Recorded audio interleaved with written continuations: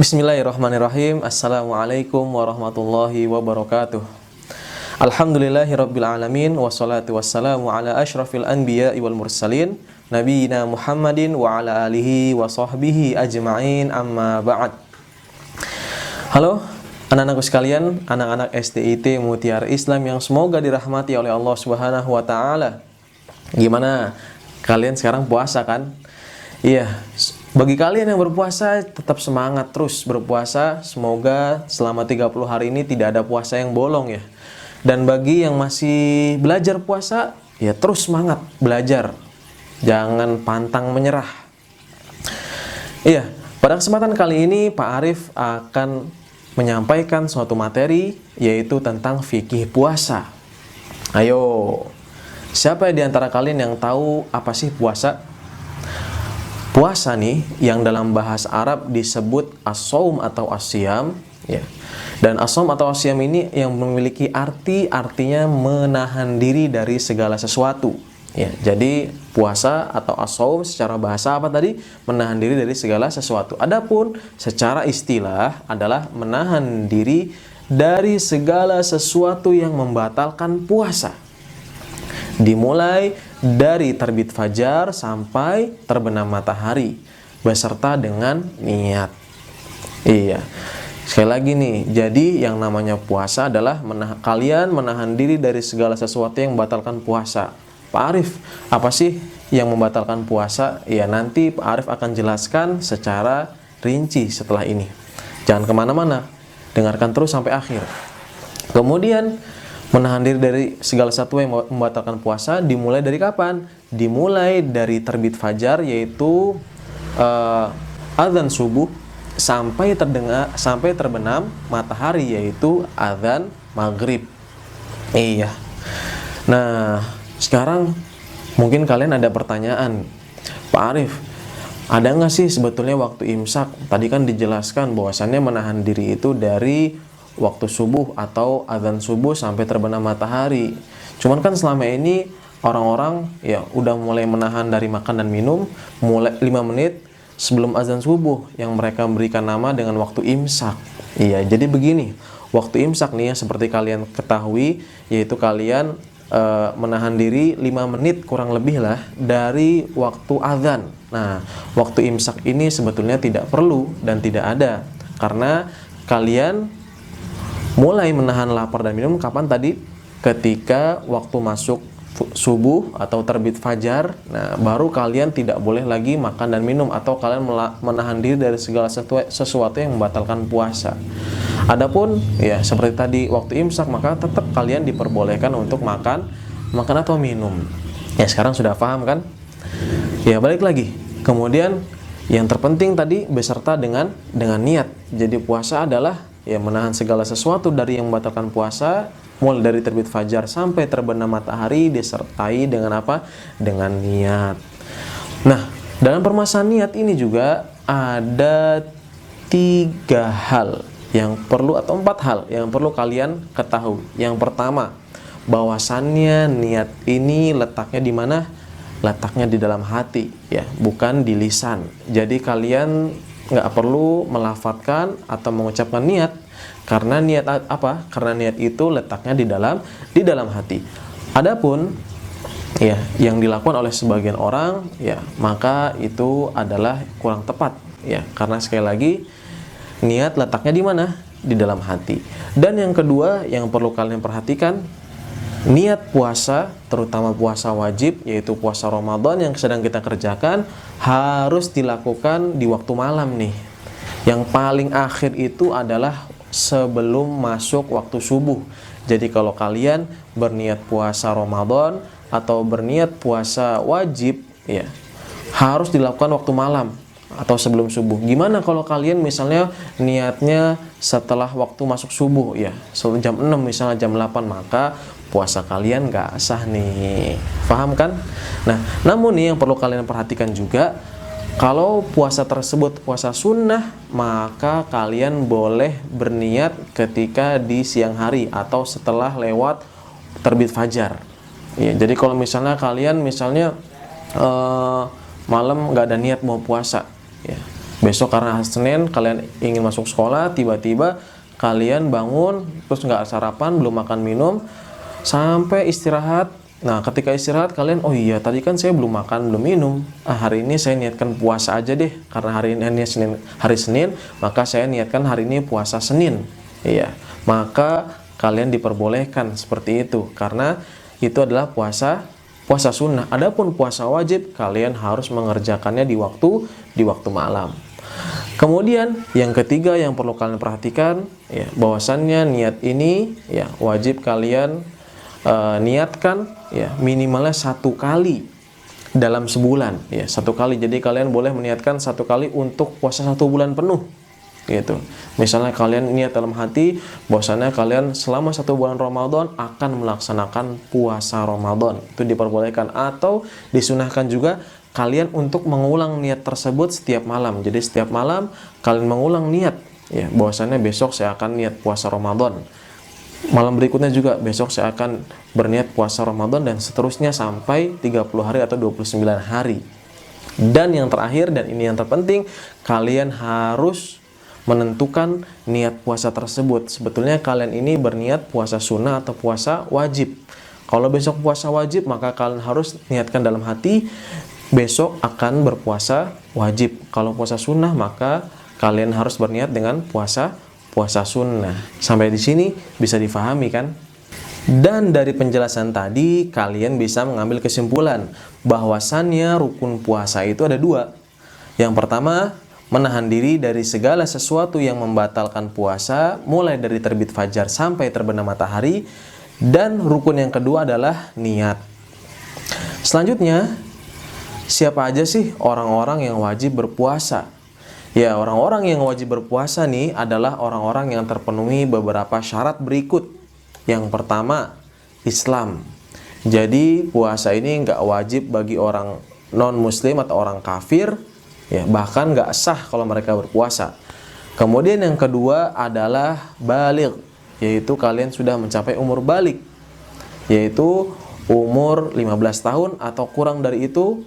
Dan ada tanda-tandanya nih. Tanda-tandanya adalah misalnya kalian sudah mimpi basah, atau tumbuh bulu di sekitar kemaluan kalian, atau buat yang perempuan adalah haid.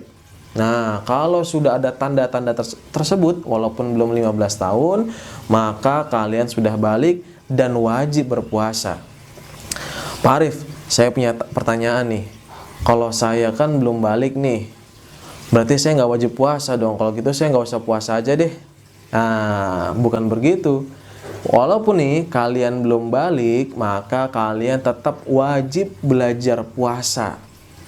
Dan kalian akan mendapatkan pahala puasa apabila kalian sudah mencapai umur tamyiz, yaitu umur di atas 7 tahun, ya, 7 tahun ke atas. Ya, yaitu umur dimana kalian sudah bisa membedakan segala sesuatu yang baik dan yang buruk. Ya, sudah paham kan?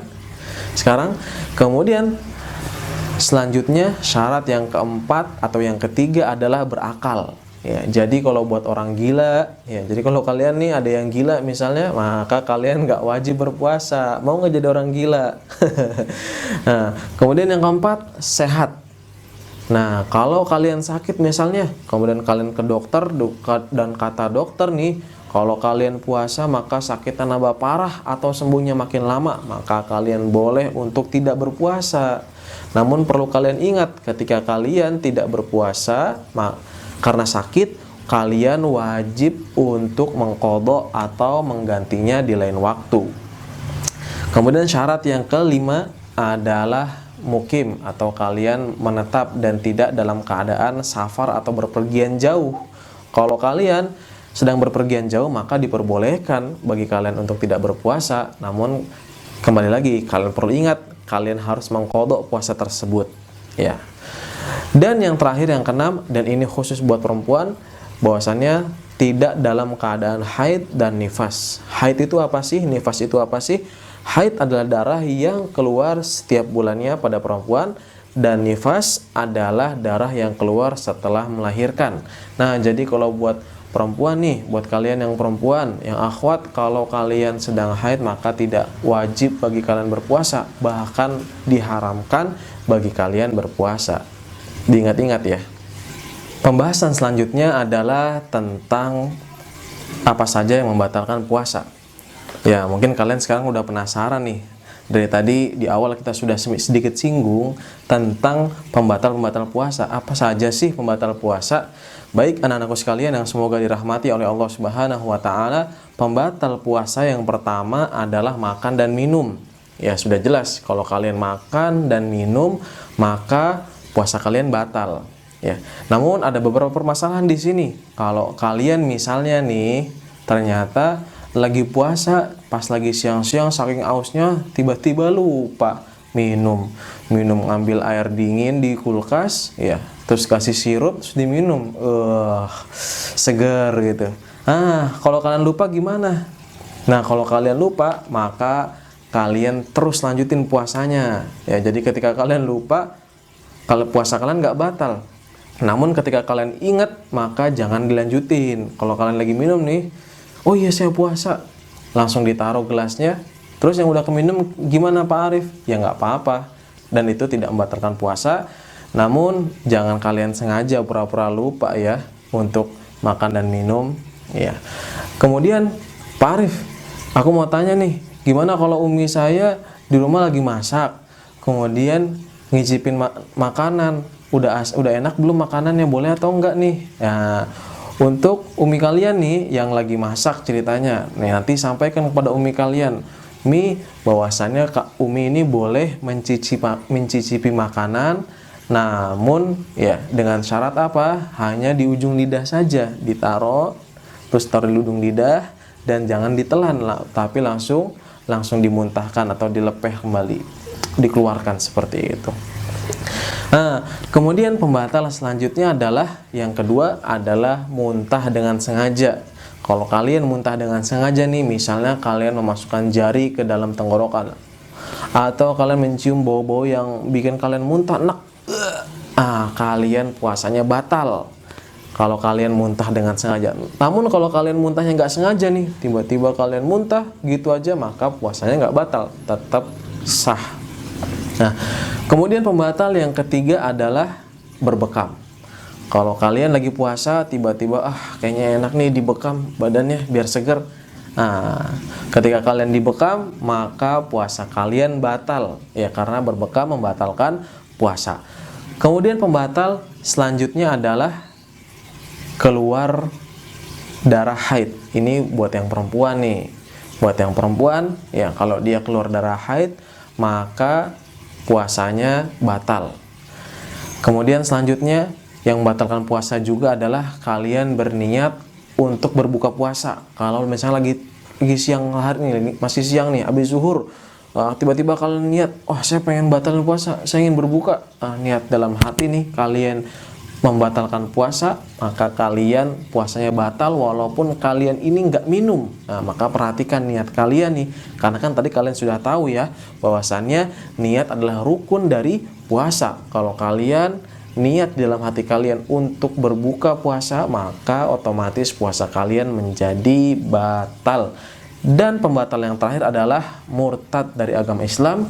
Semoga Allah Subhanahu wa taala menjauhi kita dari hal ini. Ya, jadi kalau ada orang murtad, misalnya seorang tiba-tiba datang ke berhala, kemudian dia sujud ke berhala, ya maka ketika itu dia murtad dan puasanya juga batal.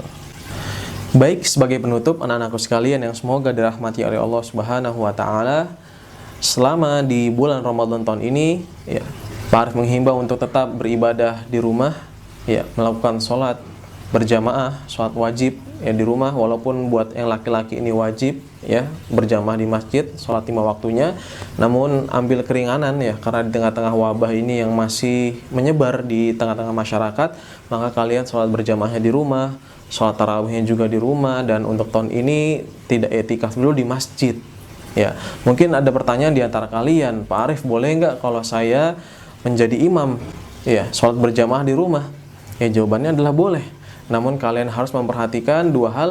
Yang pertama, perhatikan pastikan sholat kalian ini sudah benar dan bacaan Quran kalian ya sudah baik dan benar juga. Yaitu kalau sudah terpenuhi dua kriteria tersebut, maka kalian silahkan menjadi imam di rumah kalian. Ya, baik, cukup sekian penjelasan dari Pak Arif. Ya, semoga penjelasan yang singkat ini bisa difahami dan dimengerti oleh kalian. Semoga Allah Subhanahu wa taala segera mengangkat wabah ini, dan semoga Allah Subhanahu wa taala memberikan taufik dan hidayah kepada kita untuk senantiasa ikhlas dalam beramal.